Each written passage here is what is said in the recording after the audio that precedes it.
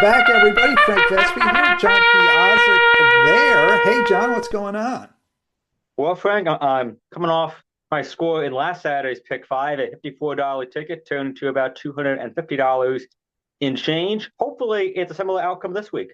Well, that would be good. That would be good. And it was almost a nicer ticket. You hit the all button in the last leg, and unfortunately, the 7-2 horse barely beat the 12-1, which would have significantly increased your payout.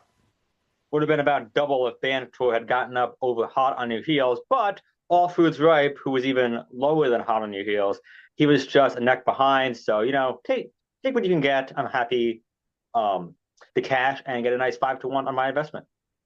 All right, well, let's turn our attention now to the late pick five Saturday at Laurel Park. That's got a 12% takeout, begins in race five. And John, you've got a ticket. We'll put that up in a little bit, but let's talk first about a couple of your spotlight horses here. And we're going to turn to race six, the second leg of the pick five, and you're going to tell us about Incinerator. Correct. In fact, two of my horses on this ticket are in the spot. Are in this. We played the fourth race on Black Eyed Susan Day, May 16th. I want to pay attention to number seven, Incinerator, who was well off the pace early on. Did not get an especially hot tempo to close into by 5 furlong grass sprint standards.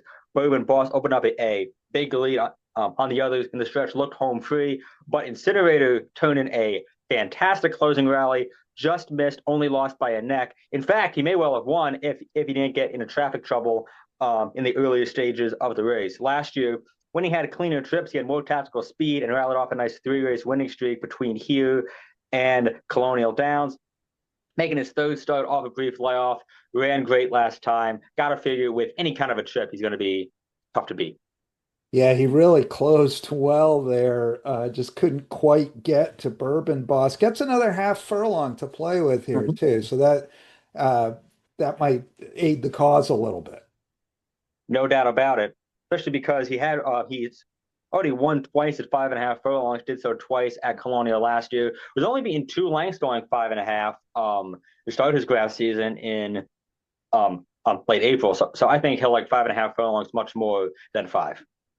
All right, that is Incinerator. He's one of three that you have in that race. You're going to go 5, 6, 11 in that Mm-hmm. race. Let us turn ahead to race eight for your other spotlight horse. That's going to be the three horse, My Flicker. Big outing last time. A nice bounce back effort too. She ran a disastrous race on the Tessio Day undercard. Was claimed out of that race by Phil Capuano, and she ran a much improved race for Phil in a similar spot last time out on opening day of summer meet, May 23rd. She was up on a very hot pace. The opening quarter, 21 and 4/5. That is a blazing fast time by Laurel standards. The other two horses who she was battling with ended up well up the track, but My Flicker held on pretty well. Opened up clear at the top of the stretch, ended up getting run down by Devil Pays in Gold, but nonetheless finished a very strong second, bounced right back into the figure range that she had been running earlier this year. Got to figure she'll have an easier time on the front end on Saturday.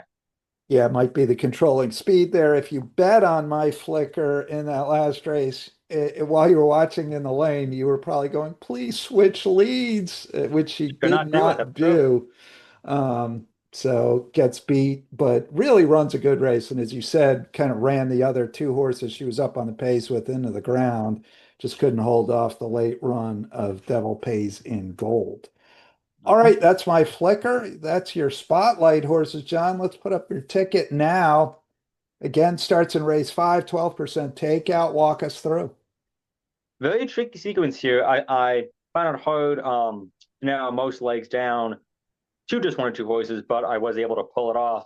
Race five is a race where I think you could use almost everybody, but we'll go three deep in here. Race number six, as you talked about, using Incinerator. Also throwing in Zipline to Heaven, who was third to Incinerator in that May 16th race. Figured he'll improve second off the layoff, as he did last year. Along with the six, Virginia Fitz, who showed a lot of promise last year and is making his first start of the season for Susan Cooney. Going too deep in race number seven, the three Baby Oscar has speed. The four Keen Surge looks like a best closer. in race 8. In addition to my flicker, we'll also use the too many kisses, who I think is going to like 7 furlongs, much more than she liked 6 in that my flicker race back on May 23rd.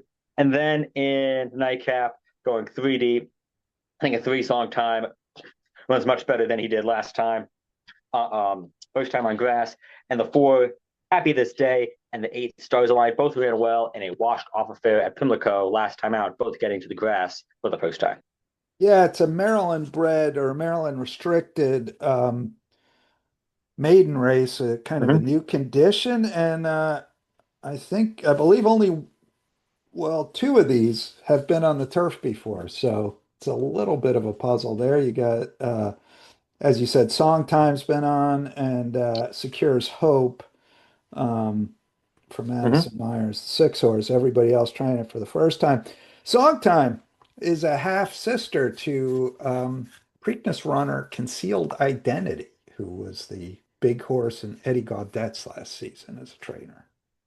That is correct. It's funny to have a horse that Lizzie Merriman trains on the grass, who's not a half brother or not a half sibling to Caravel or Whitty. Yeah, It yeah, feels like it is like come out of a factory somewhere. But no, as you said, this one a half to Concealed Identity, a half actually to 9 winners, including 6 on the grass. So we know that you should like the law. interesting. All right, so that is your late pick 5. What's that going to set you back? $54, same as last week. Hopefully, as I said, Hopefully for with the the same same outcome. result. Indeed. All right, so John looking to run his streak to 2 consecutive pick 5 hits. Pick 5 begins in race 5, 12% takeout. Laurel, post time Saturday, 12:10 for the first. So get those tickets together. John, good luck, and we'll talk to you next week. Sounds good, Frank. Always a pleasure.